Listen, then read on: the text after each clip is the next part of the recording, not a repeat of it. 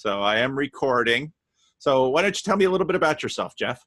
Oh my gosh. So Already stumped at the first question. I know, right? Let me just first say this is a very surreal experience because I'm used to seeing you in this frame, but not having you be able to respond back to me. So I just want to point out how strange this experience is. I completely understand, and many feel that way. They're like, he's talking back now. I'd better see a doctor. I'm just used to watching and not being expected to respond. So, man, I don't know, Paul. I have so many things and so many different directions that I could go in with you. And I know you said to tell me a little bit about myself, and I will. But well, the time is yours, so yeah. Spend it how you'd like. Well, for starters, I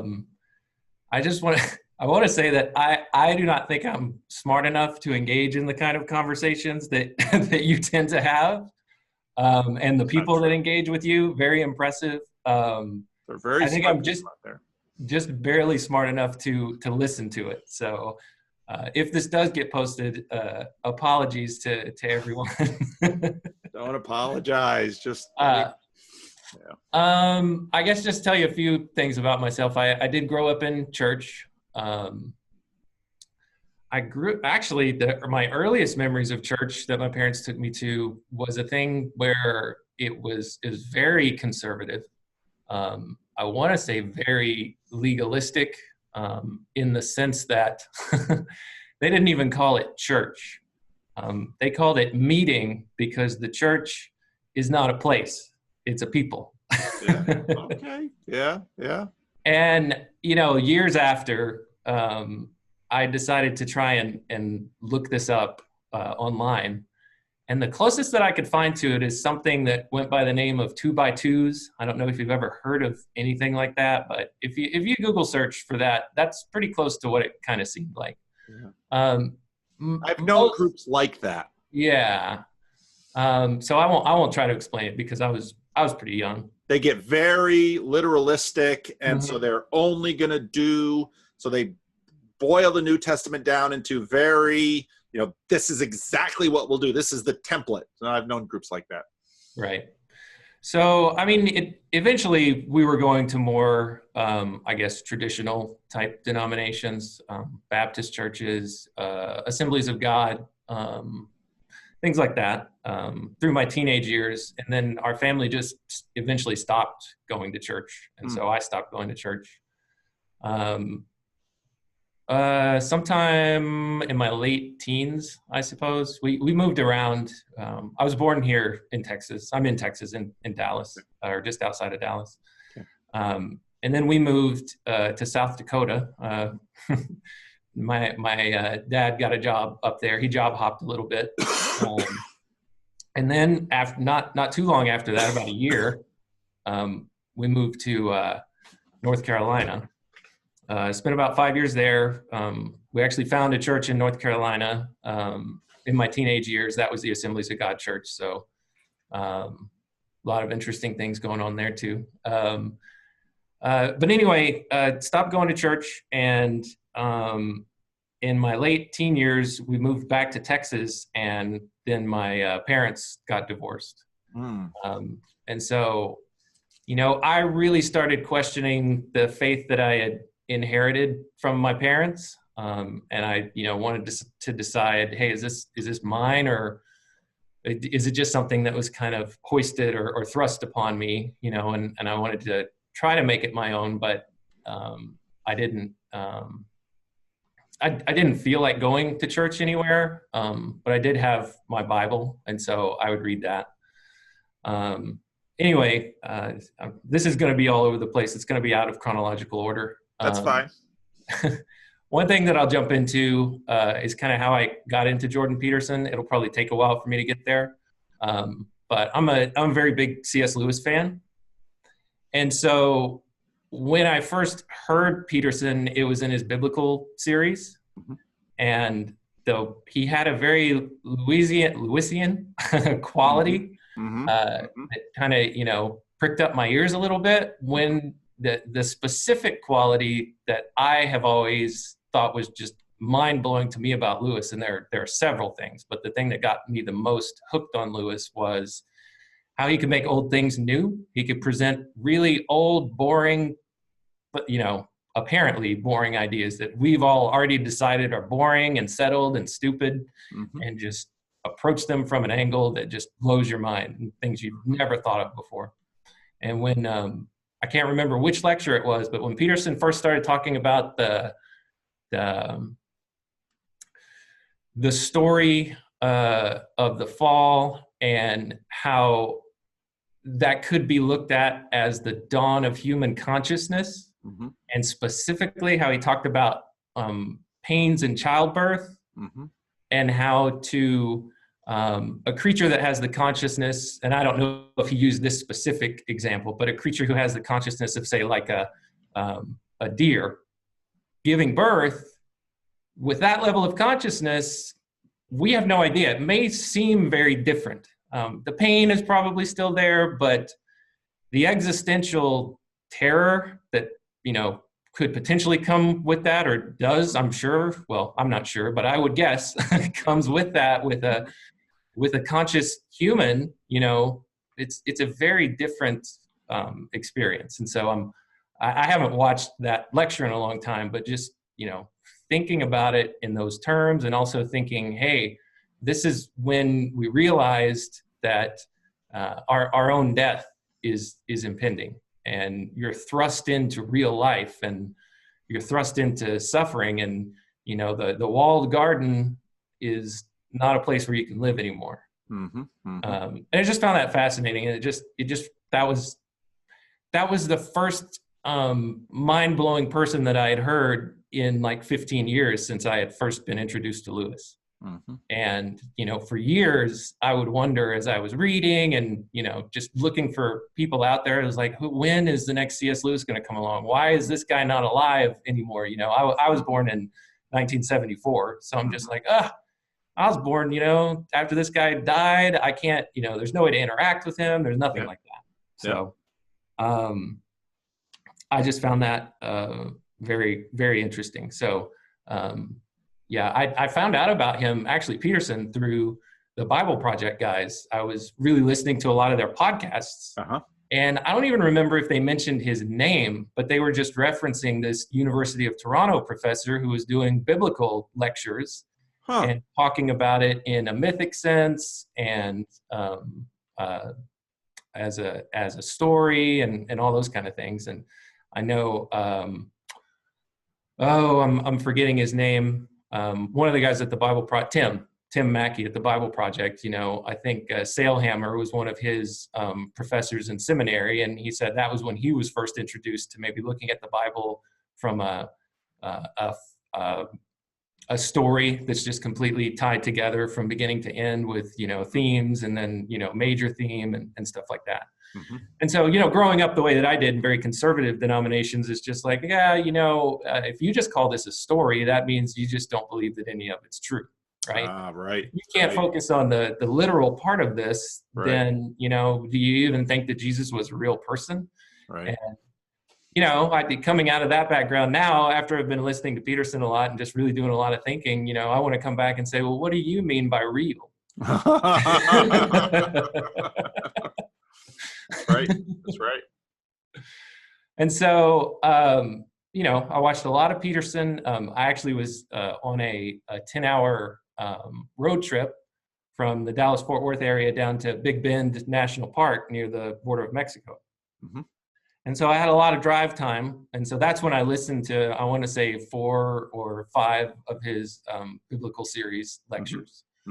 And so I got to listen to quite a bit of that, and started watching videos on YouTube and things like that. I actually took his self-authoring program. Okay. I'm around midlife crisis time, and so I was like, hey, why not this? That's right. Cheaper than a red sports car. That's right. That's right. So, and then, I figured this is very important.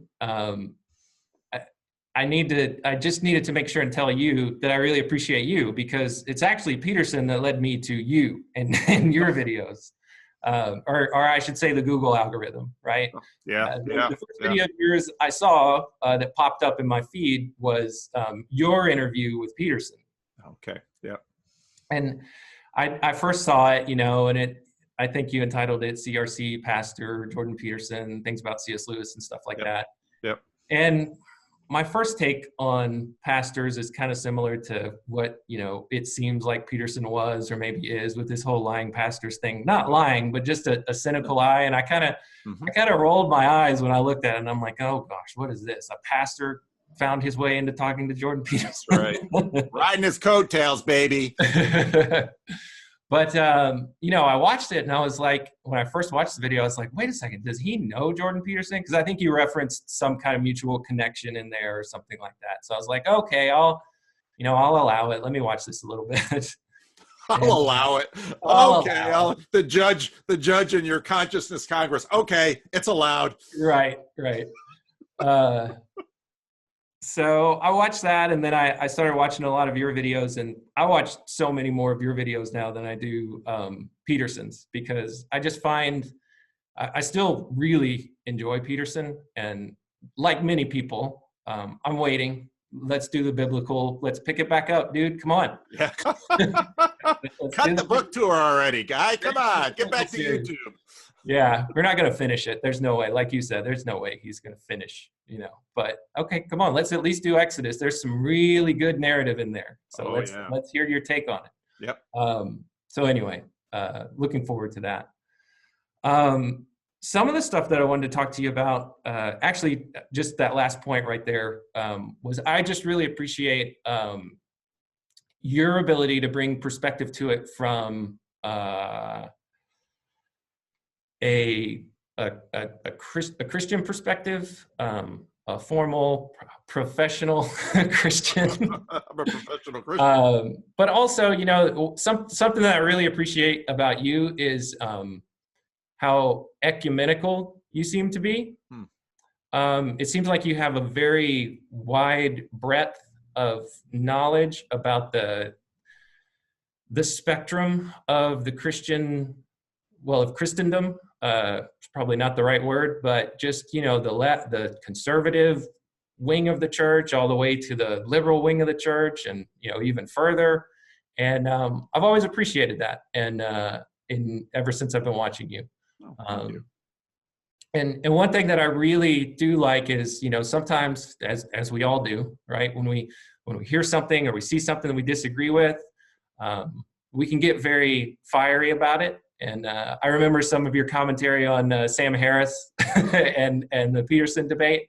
Yeah. And it was not, I didn't sense any mean-spiritedness or anything like that, but I could sense frustration. But one thing that I also appreciated is, you would come back and you would say, yeah, some of you in the comments are saying I'm being too hard on him, and maybe I am. And, I just appreciate that quality. And then I want to say there was another one not too long ago where you had mentioned talking about I'm not going to use the right word. If I weren't here under this pressure, I would know exactly what to say. Holy Communion. Eucharist, Lord's Supper. Eucharist. Thank you. The Eucharist. And the particular Catholic take on it, that it does, become the body. Yeah. And I think you had made like a passing comment about it in one video, but then you came back and you heard some feedback and you said, you know what, maybe I do need to think about that a little bit more. Yeah. And my perspective on it is, since nobody asked, my perspective on it is, I don't know. From a materialist standpoint, anything spiritually is ridiculous. Something like that is ridiculous. From a man, would that be cool if that's true perspective? Yeah, that would be amazingly cool if that's true. And that I'm actually imbibing the perfect embodiment of what a human being looks like. That I'm taking it in, and that it's transforming me. It's you are what you eat kind of thing, right?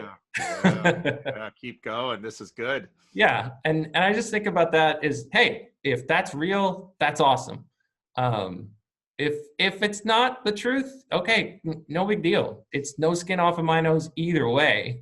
I like to opt for what's cooler, you know. I I Not a bad listen. philosophy. Yeah, I listened to a conversation that's on YouTube between Benjamin Boyce and Esther O'Reilly. Yeah, yeah.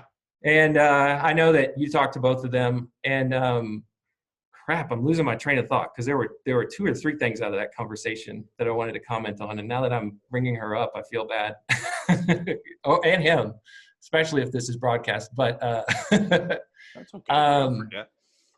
What was it? I was talking about the Eucharist and the thing that's cool. Oh, it's just a comment that Esther made, which, you know, perfectly true. You know, wish and don't make it so. And that's, you know, that's that's certainly true in my experience, you know. Yeah. Yeah. And so, yeah, you know, it's no argument. I'm not making any arguments. I'm just saying, hey, the stories that excite me the most, the ones that seem like they would be the coolest, those are the ones that I want to be true. And those are the ones that I hope are true. And so if there's something better than that, awesome. Bring that to me, you know?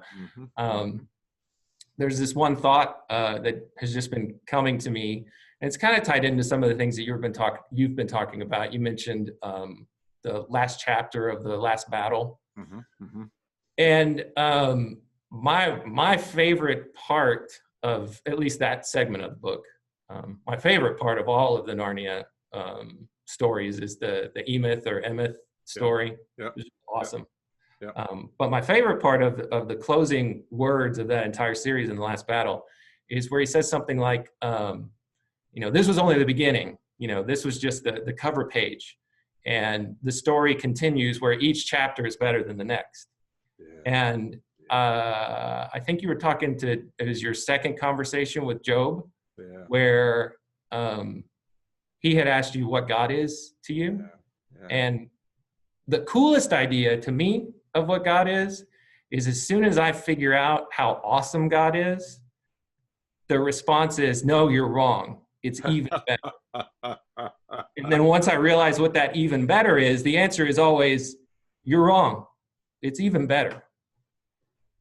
And that's what that part of the story makes me think of. Yeah. You know, that's I hope that that the God that C.S. Lewis presents in both his theology and every time the only interesting parts to me in the Chronicles of Narnia are when Aslan appears and starts talking to people.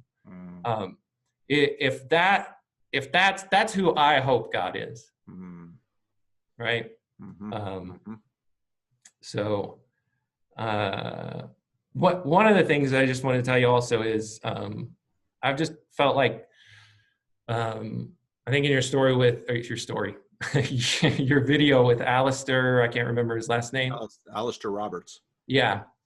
You guys started talking about your meetups and how, you know, people just want to come and talk and, this is what I want church to be, right? And you said, I didn't even realize that this is what I wanted church to be, right? Yeah. I really do feel like there's just nobody that I can talk to about this. So I wanted to tell you, thank you again for just making yourself available and just, you know, thank all of the people at your church and the people that you report into who say, yeah, this is cool. We'll let this be a part of your ministry. It's much appreciated, much needed, at least for me. And, you know, I think you could probably attest that there's more than just me out there. Yeah, there are. Oh my gosh. I made so many notes, you know, I'm not looking at any of them. But I was talking to a friend of mine and I told him, I got a spot on the calendar. And he doesn't watch you. He doesn't know who you are. He's one of my friends and, you know, we talk about spiritual things sometimes, but I'm glad. I don't feel like I have anybody that has a spiritual and trained religious perspective that I can talk to about these things. And I know it's not true. I just know I feel like it. Yeah. I live maybe a 20-minute drive, 30-minute drive away from, I think it was the guy who's in the Greek Orthodox Father Church. David Lewis. Yeah. And I almost went this past weekend, but something came up. But I'm thinking about signing up for that and going and meeting there. He sent me an email and said that, if I get too busy, if I can't talk to everyone, that he'd be willing to talk to people. So I'm sure even if you can't make it to the meetup, I mean, if you wanted to take him out for a cup of coffee or a lunch or something like that, I'm sure he'd love to take you up on that. Yeah, and I probably will, most likely will.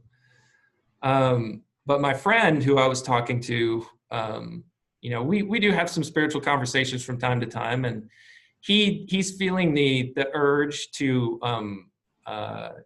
give in some way, like in a non-receiving kind of way of some of the skills that he has. He's a business professional. Mm-hmm.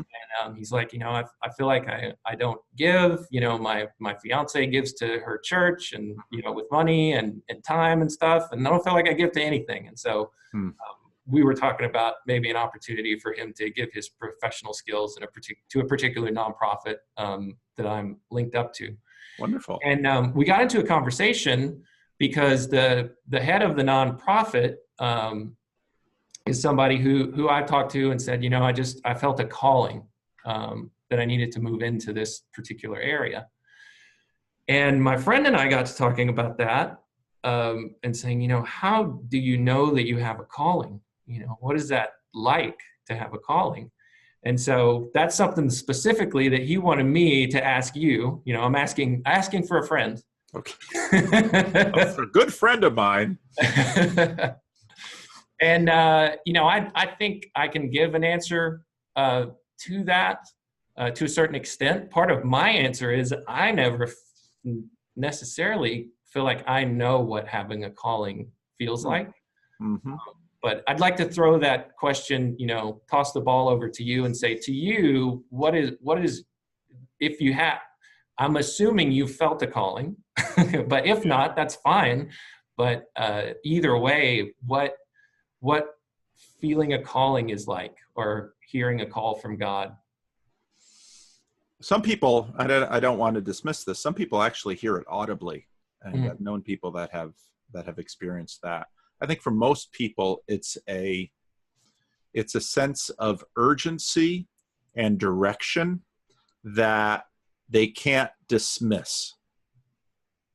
For example, before I started making YouTube videos about Jordan Peterson, I didn't necessarily think in terms of it being terribly supernatural, but I had a sense of, I'd always been toying with writing a book, and I'd always often doing a fair amount of writing.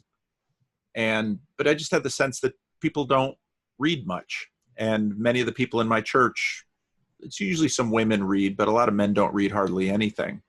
And I thought I should play around with YouTube. I hadn't really thought of podcasting much, but I should play around. And it didn't go away. And so actually, if you go way back in my channel, you'll find some early videos of me playing around with some things, just experimenting and trying some things. And then, when I came across the Jordan Peterson stuff, I felt a fairly strong call of this is something you need to pay attention to.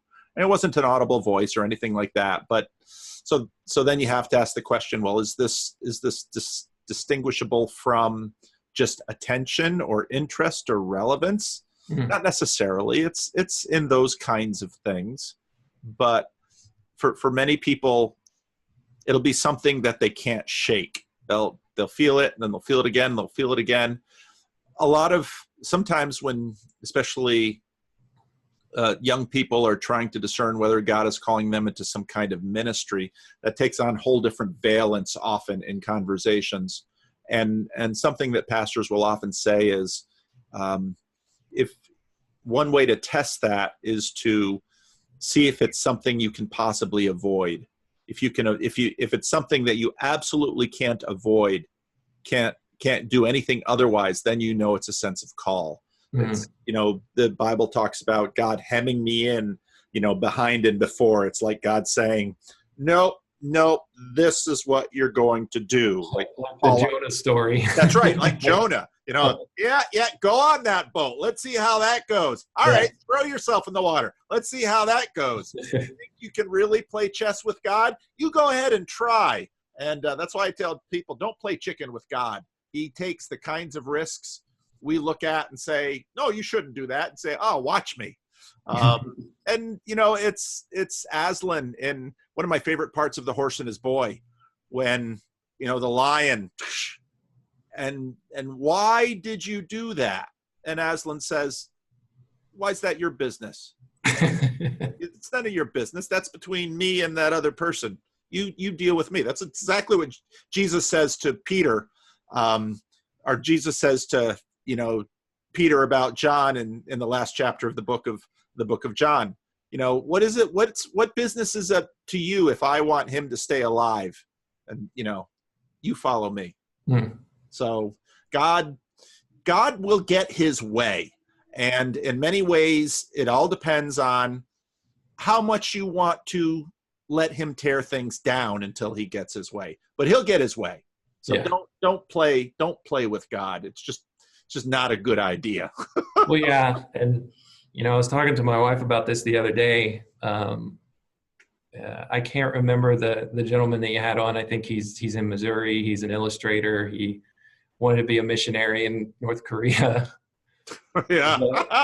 And then he went to New York for a little while. Anyway, he had mentioned how he had prayed to God, just tell me what to do, and I'll do it. What I'm doing now is miserable. And I told my wife, I said, I think I'm just scared to death to ask God to tell me what to do, because I might not like the answer. I'm scared, very scared to ask that. And maybe I'll get enough courage to actually earnestly pray that prayer sometime. But I was talking to her last night, my wife, and I said, I really feel this strong urge that I'm supposed to be doing something, or no. Here's how I phrased it. There's something, I'm losing track. I feel like there's something that I'm supposed to be doing, or there's something that I'm not doing that I'm supposed to be, and I just don't know what it is. I just don't know what it is. And, I'm at that point where it's just like, all right, you got to ask, and I don't want to. But one of the things that I did ask is, I knew our conversation was coming up. And so I did pray, and I said, God, and I have started kind of trying to pray in the way that Peterson has framed it, where it's just like, just sit down and really earnestly ask and see what answer you get back. And I've done it like with writing out a question and just waiting and starting to freeform type what comes out. And so far the stuff that's come out is just like, dang, that makes a lot of sense. Yeah. So anyway, I asked, what should I talk to Paul about? And, I appreciate the fact that this might be too sensitive of a topic, and so feel fully, I will not be offended at all if you're just like, I don't want to comment on that. But I felt like I needed to ask you about death, since you've been touched by it so closely, so recently. Yeah. And I have too. Within the last 2 years, my father passed away. And his was not unexpected, like your experience recently was. His had been expected for a long time. He was a severe alcoholic. And I feel like I lost my dad at least 15 years ago.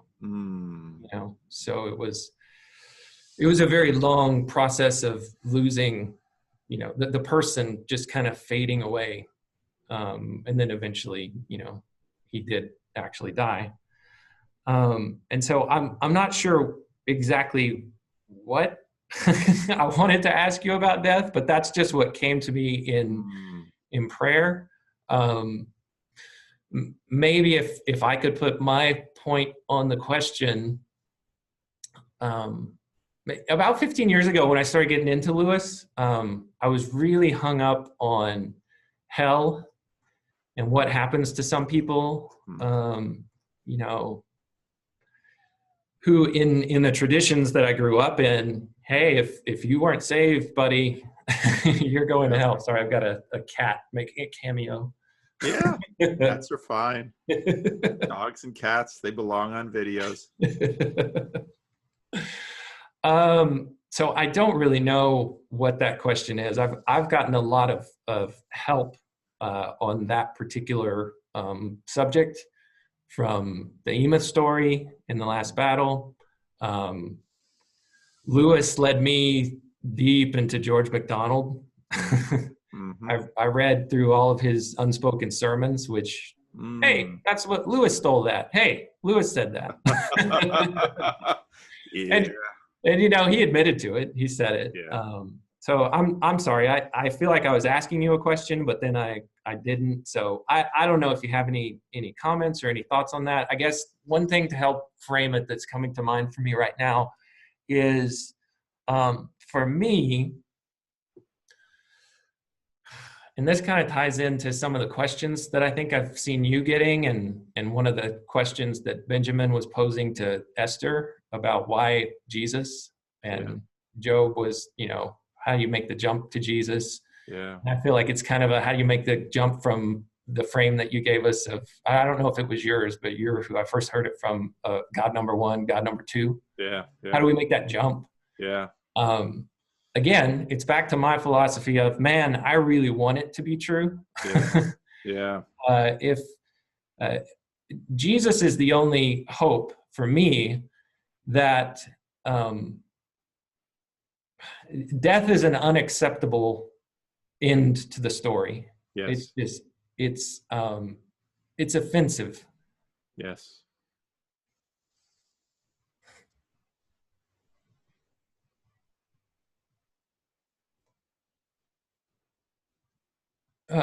Particularly for people who I wrote you once on Facebook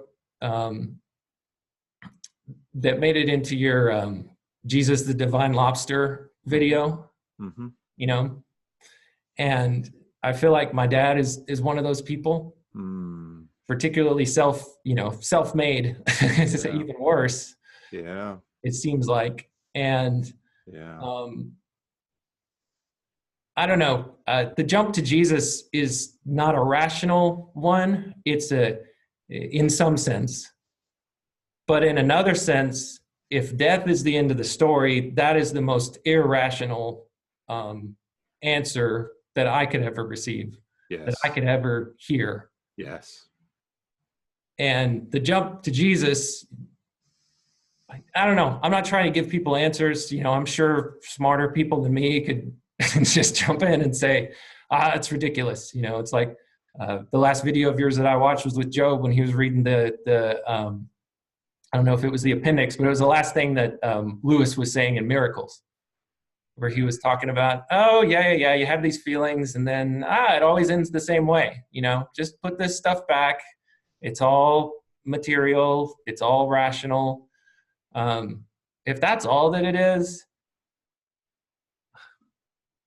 I think you mentioned it would just change the way I would live very differently. I wouldn't want to live at all anymore. It's just like, what's the point of life? And I remember you talked to an atheist very early on who has his own channel, and he said, no, it makes life brighter. It makes it more valuable.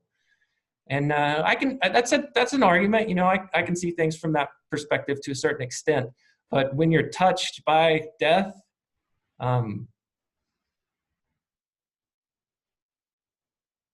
you know, it doesn't make sense. No. You know, that people are just gone. Yeah. And some people might say, well, hey, there's a doctrine in the very conservative one that, people are just gone. They just end up in hell and you never see them again. And I'm just like, that doesn't sound like Jesus either. I mean, my answer is I don't know. Yeah. But a big part of the Jesus story is As one of my favorite pastors out in your home state, well, your now home state, Mark Foreman up in, I don't know if you've ever heard of him before. He's the dad of the two of the founding members of the band Switchfoot. He pastors a church up in Encinitas, or down in Encinitas from you. He says he got up, about Jesus. The big part of the Jesus story is he got up. Don't believe that story if you don't want to, but that story is saying to us, we get to get up too. The bodies that have been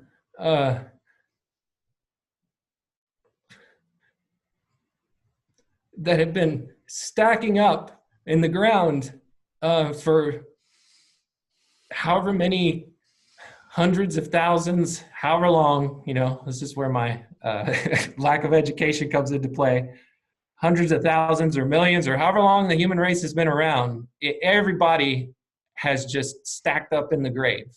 And the Jesus story is, that's not the end. That's right. The door has been kicked open. That's right.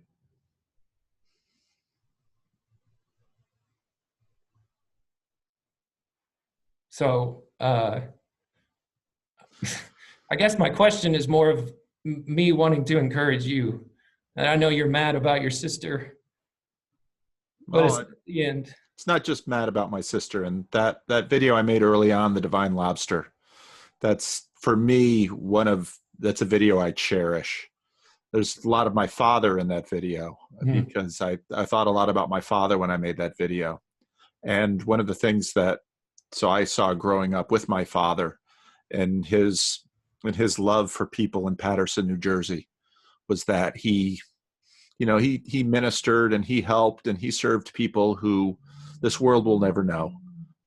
And that even in North America, I mean, he did a lot of funerals for people who went into the potter's field because they were alcoholics, they were drug addicts, they were heroin addicts. These people had burned through their relationships with their family to the degree that when they die, you couldn't even track down family to notify. And then the county would connect with a funeral home, and then they would call my father because they knew he was willing to do funerals for nobodies. And so he would go and he would preside over burying someone in a potter's field. And you would do funerals for people who had, there were a lot of heroin going through Paterson who, they with heroin, they completely wrecked their families because a heroin addict, they'll steal their mother's bread just to get that fix. And that's just the tip of the iceberg. And you start traveling throughout the history of the world and think of the people buried in the Great Wall of China, and think of the people, the children that were left out to die of exposure on dumps outside of Roman cities. And you just go on and on throughout human history. And you're exactly right. The bodies stack up. And so so Jesus, the text I preached on when I preached at my sister's funeral, when, Jesus deliberately, he gets the word that Lazarus is going to die and he tarries. And the sisters know that. So they're angry with Jesus when he gets there. And if you had come sooner, my brother would not have died. And so Jesus knew what he was about to put his friends through. And then when he gets to the grave, he weeps. And it's not, sniffling in a tissue. He's angry. Of course, I talked about this in the eulogy for my sister. Why is he angry? And it's exactly what you feel with respect to your father, because not only is it that he's dead, and maybe there are things that need to be said that haven't been said. Maybe that's part of it too, but it's also part of all of the, like you said, you lost him years before to alcohol, and people have lost their loved ones years before to gambling or to Alzheimer's or to on and on and on and on. And it's all that loss. And when Jesus confronts the grave, he looks at it all and God says, no, I will not, that is not how my story is going to end. And you're exactly right. I mean, part of the reason why I'm not, why am I not an atheist? And I couldn't stand it if I were, because I can't stand to watch the suffering of this world and everything that people have lost and suffer and think that is the end. No. And so, I don't care. The funny thing about atheism is, you have all this pride about rationality, and I look at it and say, the really funny thing about atheism is that you can't tell me I ought to be an atheist, because oughts don't go down that far. They only go down as far as pride or social, social status. And I believe, it's actually a strange quote from Dostoevsky. I believe like a child that God is going to change this world into something where the kinds of sufferings that you saw in your father's life will be turned to glory. And I don't know how, but I do have inklings that, in fact, we can sense, and Peterson is right in this. I just finished a video where kind of to the end of the video, I realized that for Peterson, meaning is his sacrament.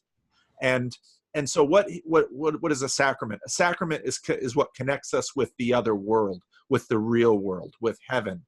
And meaning is his sacrament. Well, what does that mean? It means that for Peterson, he tastes heaven when he tastes meaning, and he is sharing that taste with people all over the world, and they're tasting it too. Mm. And so, death, I see that God can use suffering with meaning and make glory. Suffering plus meaning makes glory. And what that means is that there is hope for those who lie in the grave. And I am not going to live in the world without that hope. And, I can have, part of the reason I read Miracles so often is because, I've got those doubts, and there in my consciousness Congress, there's the secular materialist faction that keep, you think it's hard listening to Sam Harris, listen to the faction in your own head, deal with those squirrels, and so that's why you have to work these arguments, and you have to ask, do I really believe? But when it comes to this point, I will not give in, because I have seen too much loss and too much pain and too much suffering in this world, and I will not tolerate not believing that God doesn't have an answer. Because if he doesn't, then I will become something else. Because, then what should I do? And it's not pretty. So, no, you're right. So once I'm at that point, the question is, well, how should I live? Well, I should live in this story as deep as I can be. Well, what does that look like? That means being Jesus as deep as I can. And many days that's not very deep. But because why? Because Peterson is right in terms of meaning being a sacrament. He's right in that. And that's part of the reason he's lighting up the world. And so, and when my sister died, I talked to my mother yesterday and my older sister yesterday, and so she died in November, and then of course everybody comes in, it's a big shock, you're numb, and then you're in the holidays, and then after the holidays, January, February, everybody goes home, everybody goes back to normal, and the grievers are left with their grief. And they talked about the kids. She was my sister was a middle school English teacher, and she was a gifted teacher, and she poured herself out for those kids. And many kids, it was in Miss Johnson's class, that they had someone who saw them and knew them, and she brought them to life. That's why there were 600-700 people at the calling hours. Those people stood in line in a New England winter just to be able to shake our hand and tell us what my sister meant to them. And to think that just goes, no. And And part of the reason I can't be an atheist is, what do you say at the funeral? Oh, at least they're sleeping now? No, our works follow us. And I believe what the Apostle Paul says, that we do not labor in vain. And I believe that Jesus did not labor in vain. So, no, I on one hand, yes, I grieve my sister. On the other hand, I know that my Redeemer lives, and I know I will see my sister. Now, when it comes to doing a funeral for someone for whom you don't know what the testimony of their life indicates in terms of their participation in the age to come, all I can say is that my God is good, and he will do what's right. And I don't think the problem I ultimately have with kind of a cheap universalism is that it degrades history. And I don't think that whatever God does will degrade history. And so, Lewis's The Great Divorce is a masterful work. It deals with, all kinds of these difficult questions, and we can't answer them. But the good news is we don't have to, and we can trust the one who can. So that's where I go with it. Yeah, that's my favorite fiction book of his that he wrote, The Great Divorce. I just think it's a fantastic imagining of what could be. I appreciate the the plains of heaven and the foothills of heaven even more so than how he's painting hell. And it just Peterson talks about in several different places. He says, I don't think he says it in these words, but he essentially says that God is reality. And those foothills of heaven scenes, when they first get off the bus, they're like these ghosts, these grimy phantoms that they thought were solid, And I kind of feel like that, Brett Weinstein called this base reality, and Elon Musk, hints at, I don't know about that. And that makes me think of Lewis. And when you're stepping off that bus, and once you're up against reality, you're like, I am not solid at all. And I can't handle reality. I can't handle it. It hurts me to interact with it. And, that echoes of, well, speaking of McDonald, he's his guide that he meets, or at least his character's guide meets. And he, that's a theme that McDonald writes about is, God is God, the pain and some of the tortures that are spoken about. And Lewis even writes about this, I want to say, in The Problem of Pain, which is my favorite Lewis book. Yeah. It's a beautiful book. Yeah. So short, but so potent. Yeah. Miracles, you talk about that a lot. I'm waiting for you to finish your miracle series, Paul. Yeah. A lot of series I need to finish, but I'm waiting on Jordan Peterson to kick up his biblical series, but more importantly, I'm waiting for Paul to keep going with miracles. Well, good. That's a good kick in the butt. I'll take that. The last chapters of Miracles are amazing. Yeah. They really are. Fantastic. But that whole plains of heaven, Peterson talking about God as reality, and we can't handle it. But the more that we interact with it, the idea that's in there is the more solid we become. Yes. The more like that reality, like God, we become. Yes. We become more solid, and it's a picture that just fascinates me and excites me. And, and then I get back to my normal, real, ordinary life where it's just like, am I doing what I'm supposed to be doing? Yeah, I don't know. I did my self-authoring program, and, I just stream of consciousness wrote out my ideal future. And it just flowed and flowed and flowed. And, then I created several goals from there.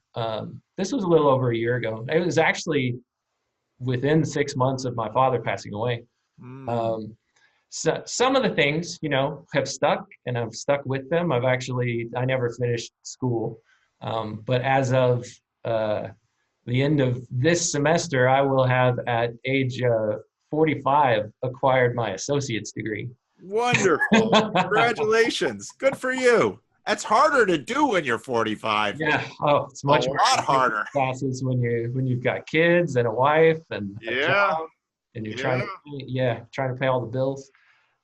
Anyway, that's why this, YouTube makes it so much easier to learn, because I don't have time to read, but I do have all this found time now, which is really good. Yeah. But one of the things I did in there that I wanted to tell you about, that I think is kind of silly, but I still enjoyed. It's one of the things that's lasted in my goals of things that I wanted to do to kind of have a spiritual discipline. Is it was back when I was listening pretty regularly to the Bible Project's podcast. Yeah.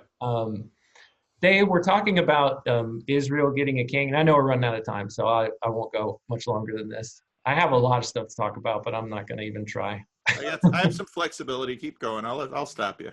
Okay. Yeah. Just cut me off when it's time. This wasn't what they were specifically talking about, but they were just referencing when Israel wanted a king. And in Deuteronomy, Moses talks about, hey, if you end up getting a king, here are some of the rules, guys. Yeah. And one of the things that was in there was the king should handwrite write this law and then study it. And so I'm like, So for a little over a year now, I've been handwriting the Bible from Genesis. Awesome. Yeah, I decided to start with the Message translation, because I'm like, all right, if I'm going to write this, I at least want it to kind of be in a common tongue, so to speak. And I've never read through the entire Bible in the Message translation version. So paraphrase. Yeah. So I want to say this morning, well, I'm working my way through it. I'm in Deuteronomy 14. So I've already made it through Leviticus and Numbers. Not, wow. Genesis and Exodus, those are easy because it's story, right? It's fun. You get to follow the story. I'm in Deuteronomy 14 right now. I don't intend to stop. It's very, I don't know. I don't know how to describe it. It makes me go really slow, and I have no idea what, other than what you said about thinking fast and slow, that book is about. But it just makes me wonder if this is a part of that too. Yeah. Some of the stuff that I'm going through again, particularly when Moses went up the mountain, it just seemed more alive to me as I was going super slow, and it just all of these images of what that must have been like to experience in person just started flashing through my head like it never had before. Mm-hmm. So now I'm not going to talk it up, like it's the greatest thing. It's a discipline, and sometimes you're just writing the same stuff over and over again. But it also gives me an appreciation for all the scribes over the centuries who were doing that, just for their whole lives. And as it stands right now, I intend to just keep this as a practice for the rest of my life. If I even make it through. That is so cool. Yeah. So it's been fun. That is so. I've never heard of anybody doing that, but it makes a world of sense. I had never heard of it before either, and I was like, I'm gonna try that. I love it. Wow, that makes a world of sense. Yeah, you will. It's exactly. It slows you down. Yep. And forces you. So even when I if I'm working on a sermon or something, and I'll go back to Greek or Hebrew, I do not read Greek or Hebrew like I read English. So just having to work through the original language slows me down. And just even that change of speed really, really feeds, no, that's good. That's good. That's really good. that reminded me of a question that I have for you. So as I'm going through this, right, I know is it called the Tetragrammaton. Tetragrammaton? Yeah. In Eugene Peterson's version, he just writes God capital. Mm-hmm. I think that's the same. I think that's what that means. No. Or maybe not. I don't know, but it's the name. It's the name. Okay. So, and that's what gets complicated. So usually most contemporary translations will use Lord in small caps because the Jews, they pointed Adonai for the name. The Jews will say the name so that they can get around saying the name. Right. Some people will say Yahweh because there are scholarly guesses that that's maybe what it originally sounded like. Yeah. Jews will also say Adonai. So, but it's important to track between the name and Elohim, which is Elohim is more God or gods, it's plural. Right. So, I mean, the Old Testament, the whole Bible is so amazingly strange and foreign to us. And that's part of the problem with contemporary translations is that you have to tame it in a sense to make it work. And so Eugene Peterson's message is kind of fun in that it's like, I'm just going to write this paraphrase. And that's what it is. He just writes a paraphrase.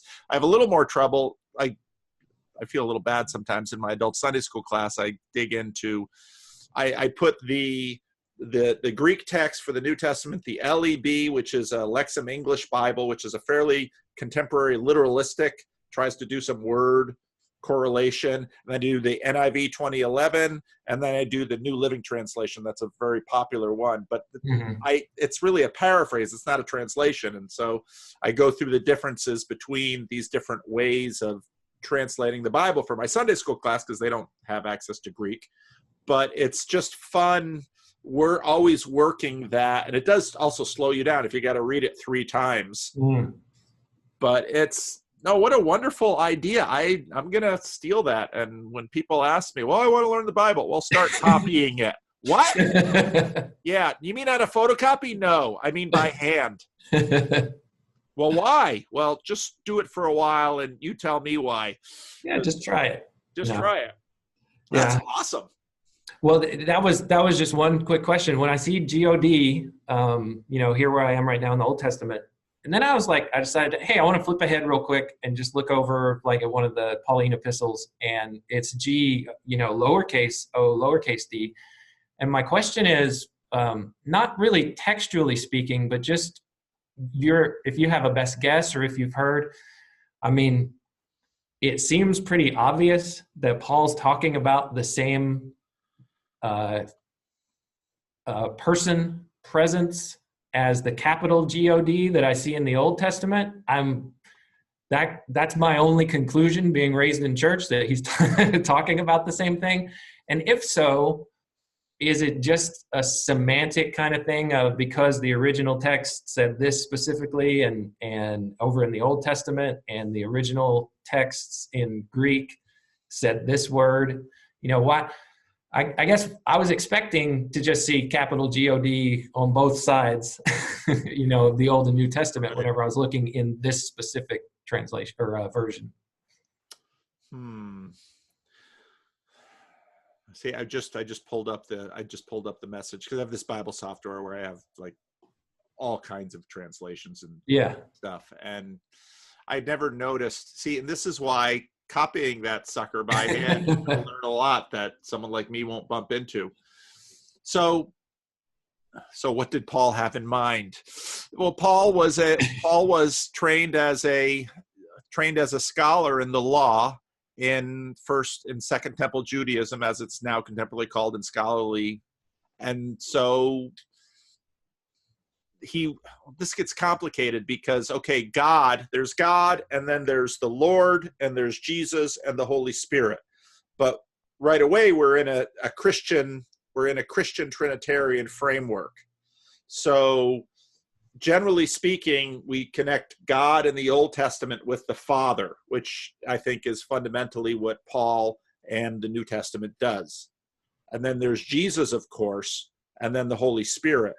And as is said, the New Testament has the doctrine of the Trinity in solution. It isn't fully formed. You get these glimpses of it, like in baptism, in the name of the Father, Son, and Holy Spirit. So yes, there's that connection. And that is what Paul understands, is that this is the continuation of the story. And if you read N.T. Wright, he goes into a lot of this in terms of this is Israel's God redeeming and continuing his mission now through Jesus. And Jesus is Israel's God. And what we mean by is. And so, no, and I think that's for Peterson, perhaps Eugene Peterson, not Jordan Peterson. Right. For Eugene Peterson, who was an author that I deeply respected, and I have tons of his books on my shelf. So when I make quips about the message, it's no disrespect to Eugene Peterson, and I'll look at it sometimes. Sometimes I'll put that in the column for my Sunday school class. But in a sense, Eugene Peterson was like, I'm just going to do this. And he did it. And hey, that sounds familiar. We're going to publish. That's right. We're going to publish it. We'll see if anybody buys it. And people buy it. So then recently, David Bentley Hart did a similar thing with the New Testament. And the only problem is David Bentley Hart kind of said, well, he kind of glorified his translation a little bit, which just threw the ball up in the air for the rest of the New Testament scholars like N.T. Wright to say, I'm going to whack that sucker. And, whereas if it's just kind of a personal project, here you go. I'm doing devotions, and maybe instead of copying it out, I'm going to translate the New Testament, and that's what I'm going to do for devotions. And I'm going to share it, and there it is. Hope it blesses you. But that could very well be what Eugene Peterson had in mind in terms of God in small caps in the Old Testament, and then God because actually in Greek it's ho theos. It's usually with a definite article in the New Testament, the God, which, when we hear that, we're like, what do you mean the God? In our, we just say God. Yeah. It's extremely, and when you start talking about God and, so I've been working my way through. So you have God number one and God number two, these two right. aspects of God. And that really came out for me I really only thought of it when I was listening to the Sam Harris, Jordan Peterson thing, because, okay, there's this God, and Jordan Peterson is like this idea, and it's built into us, and it's all throughout this world, and that's really kind of that's God of natural law. And then God number two is this God that we talk to when we sit on the side of the bed and we say, okay, God, what do I need to do? And then you get an answer, and it's like, where the heck does that come from? And even Sam Harris says he doesn't know. So, hey, there's something. But we relate to those relationally differently. And what's interesting to me is that, so God number one is a lot of the questions that people have in terms of the problem of evil are really a strange intersection of God number one and God number two. So when the tsunami comes through, and so then lately a bunch of Christians feel the need to stand up and say, that wasn't God. Well, and what has happened then is God number one is completely just kind of gone away. And so all you're left with is this relational God that isn't so much all of God number one. And so I think there's a lot of reasons why Jordan Peterson has had the effect he's had. Part of it, I'm convinced, is that he brought God number one back on stage. And then suddenly God aspect one and two, I'm not talking about two gods, of course, I'm talking about aspects. Right. Suddenly with both aspects, now suddenly we can understand the Old Testament in a very different way, because I think people with God number one disappeared and only left with God number two, people feel kind of free to just kind of take pot shots at him. And this is someone that's going to be my divine butler, my plaything, my genie, my answer of wishes. Well, read the Old Testament. You approach God in that way. You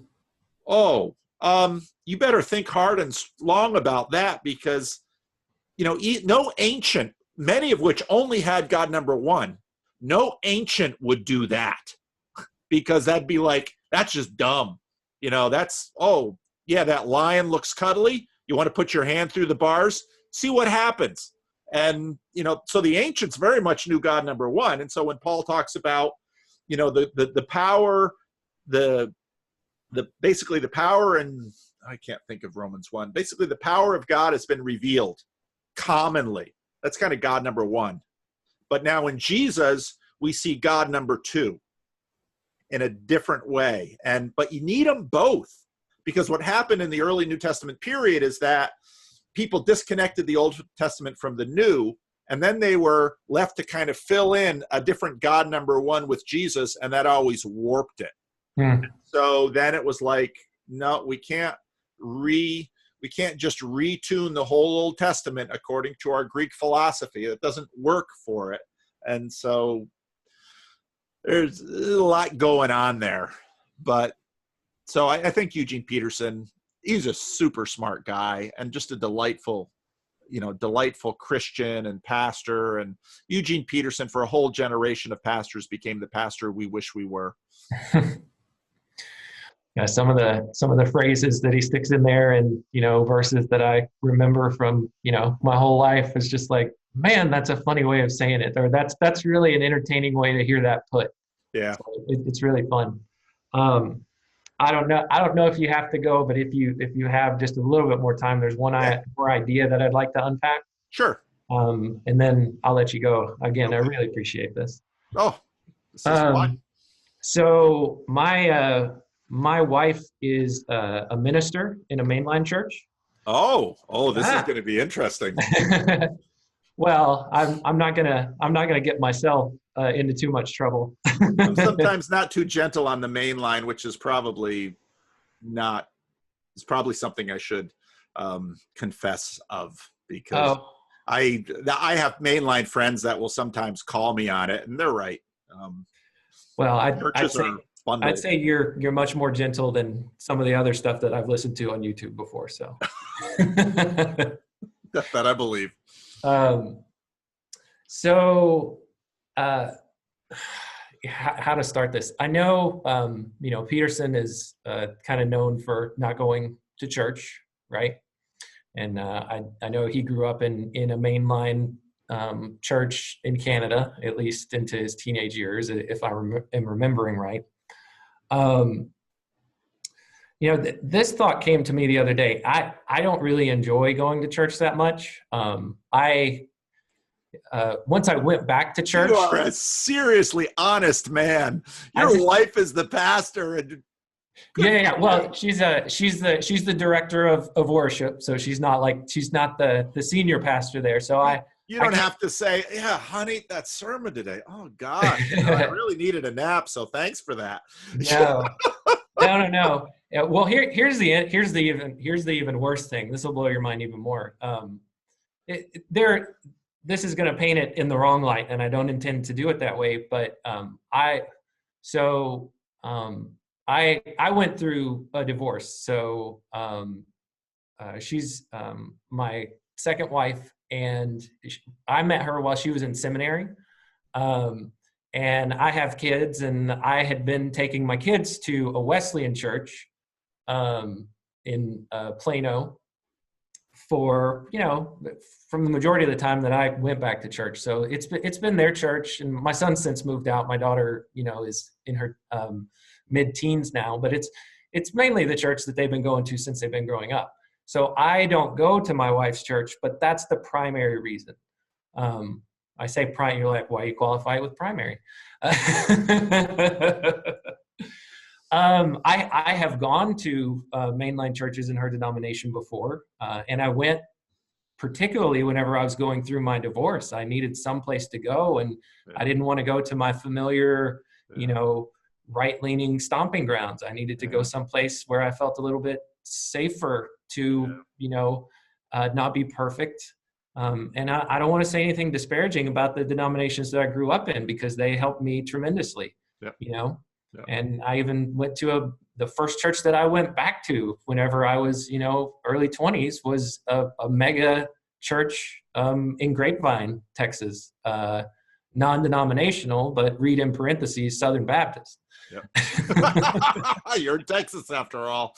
And, it was very seeker sensitive. I think the mentor to the head pastor of that church was the Bill Hybels was his mentor to a certain extent. So it was a very seeker sensitive model, and it was exactly what I needed at the time. So this is one of the reasons why I'm a big fan of ecumenicalism, because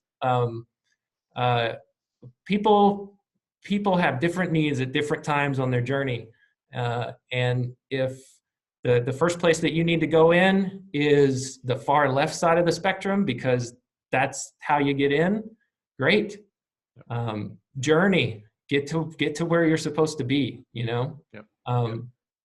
But my point about church is I don't enjoy going to church a lot, but I do it because there's a sense that I have that it's good for me. I remember reading C.S. Lewis's what he said about his when he was asked about going to church. It's just like, oh, the music's no good, and and my wife's a music minister, and I'm not saying the music that she chooses and does is no good. That's not what I'm saying at all. But one of the thoughts that came to me the other day, there are a lot of things that are missing. There are things that are really missing for me at church, which is really highlighted by what you're doing. And that I wish that this were at church, and this is what I want to help, if I'm in a church, kind of push towards and move towards, right? Is we need to be able to let people in and have these conversations, and it doesn't matter where they are, it doesn't matter where they are in life, what they believe, what they don't believe, what they're mixed up in and confused about, it doesn't matter. Just let them talk. Like you said, if they say God is a cucumber, let them talk. Yep. That's one part that I think is missing, those honest conversations that I'd like to see. But then one thought that came to me that's really important for people who are thinking about, why should I go to church? Is just something to consider. Is something that makes it even worse, but is necessary. Is it's a place to learn how, hopefully a safe place, to learn how to forgive and how to be forgiven. Because there is ample opportunity to do both those things. Yes. To learn how to forgive the pastor for saying something that is wrong. Learning how to forgive, somebody who slights you or says something rude or doesn't pay attention to you or doesn't listen to you long enough. And to learn how to be forgiven for those things that you're not noticing that you're doing to other people. And, to learn how to forgive people who you are sure are wrong about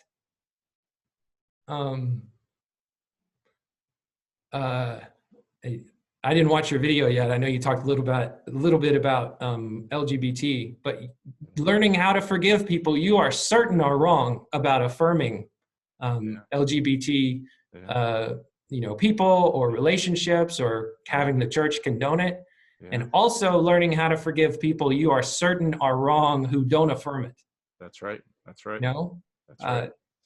This is the place for if we can just be drugged, kicking and screaming by God into these doors for these polar fights that we have both in and out of church. In politics, in religion. If we're going in honestly, these are places where we can learn how to love our enemies. Yeah, that's right. And even, it's even more than just submit, or it's even more than just forgive. It's sometimes submit to people we know are wrong. And that's something that the Orthodox do pretty well in terms of, you submit to your bishop. And, oh, wow. Well, what if my bishop's an idiot? Well, you still submit to him. Submit to an idiot. Yeah, that's what you do in life sometimes. And, I think the main line, especially with the LGBT question, I think the main line serves an important role, because one of the ways that the church learns is by testing the spirits, as it says in 1 John 4. I've been on that verse for a couple of weeks now in Sunday school. And so what you're going to have in the West is a whole bunch of churches that are going to be affirming and are going to be trying a whole bunch of different things. And we're going to learn from that. And so there it is. And, you might like it, you might not like it, but you're exactly right. That's what church offers you, because, well, what do we need to do in this world? Well, this is a lot of the basic things we need to do. You want to be I remember when I was, before I was married, the pastor of my church said, okay, I want you to read Walter Wangerin's book on marriage. And Walter Wangerin, his book on marriage basically says, in order to be married, you need to learn how to do two things. You need to learn how to forgive, and you need to learn how to not leave. It's like, you're not married. It's like, really? Is that all? Well, you think that's not much? You just wait, buddy. Yeah. That sounds about as simple as love God and love your neighbor. That's right. I can do that. That's C.S. Lewis with one of the best lines on forgiveness. Everybody thinks forgiveness is a good idea until they have something to forgive. Yep. Oh, so no, I think that's very, very true. And churches are, so churches are the place that we do practice these things. And they are, I think that the big, so when I was growing up in the Christian Reformed Church, there was much more of a sense that Christian Reformed churches were churches, and pastors would come and go. So my grandfather would be 4 years in one church, 6 years in another church. You just got to go from church to church to church. The churches were always the same. And if you had a pastor who was kind of boring, it's like, wait a few years and he'll be gone, and maybe the next one will be a better one. Yeah. And, it'll all be okay. And what has happened to the church in America is that churches have become these cults of personality. And so, this church has a great pastor, so we all go over here, and then something happens. And, this church has a better pastor, and we all go over here. And this church has great music, so we all go over here. This church affirms LGBT, so we all go over here. This church is holding the line on LGBT, so we all go over here. And it's like, that whole dynamic is very not church. And so some people, have basically said, you should go to the church that's geographically nearest to your house. And we're like, well, that just sounds crazy. Go to that one. Yeah. It's like, well, what, who knows what they believe? That's the point. It's like, really? Yeah, really. Oh, and who knows? And I mean, believe you me, there's a lot of crazy churches out there, and I've got more sophisticated church tastes than most, because I listened to a sermon with a very critical ear. I wouldn't have said it that way. Well, I think it's wrong. I mean, it's terrible being a pastor and listening to other pastors. It's really rough, because we all think we're little gods, and God again says, "Oh, you think you're God? You really want to do that? Read Genesis 3. Didn't end so well." So, no, you're exactly right. You're exactly right. And it's, part of the beauty of the main line is that, well, they're trying some things out, and mainline was at their heyday during the Cold War, and they've been dropping like a rock, and it's tough. I think what will happen in the main line is probably what happened in churches in Europe, where the absolutely most stubborn and determined people will inherit the institution, and then it'll rebound, and it will, who knows where it will go. None of us know the future, but that's what'll happen. And they'll inherit all the buildings and the, all this stuff from it. And so God, like I said, don't play chicken with God. He takes the kinds of risks that we look at and say, no, you can't do that. Oh, really? Watch me, I'll do things that you say, well, that's just wrong. Yeah, that's what you think, isn't it? But I'm me and you're not. So good luck, buddy. That's God. Well, Paul, this has been a pleasure for me. I can't remember if I said this at the beginning or if I just wrote it down and was saving it to say, but I've never talked to a real life YouTuber before. So this is momentous. Well, there's lots of people out there with 10 or 15 subs, and that used to be me. And write them and say, could I talk to you? Yes. Yeah. Well, it's a very meta. I can only imagine it was meta to watch, but just I'm sure it was a very meta experience to just start posting YouTubes about Jordan Peterson, and then not only then talking to Jordan Peterson, but then seeing your name invoked in an interview with Jordan Peterson. Well, and having him respond. Well, when David and Ollie came out from the UK, and he contacted me, so we'd like to come to your church and do an interview and just take some footage of your church. And it's like, how am I going to explain to my church that these people are coming from the UK and they're going to be recording? And that was just a few months into this YouTube thing, and people at church are like, what the heck is going on? Why are they talking to our pastor? And then now it's people show up for church completely and they talk to him. And I saw Paul on YouTube. Oh yeah, one of those. Happens all the time. Yeah. But no, I really, and Jeff, when I started the channel, I figured I might go to 50 or 75 subs, and I just have some, one or two really interesting people to talk to about this stuff, because I, like you, who was I going to talk to about this stuff? I didn't know. Right. So then I thought I'd started the meetup. I thought maybe 2 or 3 people will come. And it was more than that. It's like, ooh, what's with this? So, but it's, for me, this is, part of the joy of pastoring a small church is I have time to do this. And this is a ministry of the church in many ways. And so, this is what I do. And it makes me a better pastor, because now the number of people I talk to is larger. I have a bigger frame of reference. I have more experience. So it's win-win. So no, I appreciate you reaching out. And I wish I had more time and more slots to talk to absolutely everybody that wanted to talk to me, and to talk multiple times. Well, selfishly, I hope that you don't ride the status rocket selfishly, because I'd like to talk to you again sometime and bounce some different ideas off of you. But if that doesn't happen, that's fine. God's bigger than either of us. It's bigger than YouTube. We'll be taken care of. But if I do get another chance and I have some more ideas and I can get in, I would definitely enjoy talking to you again. So thank you. Sounds great to me.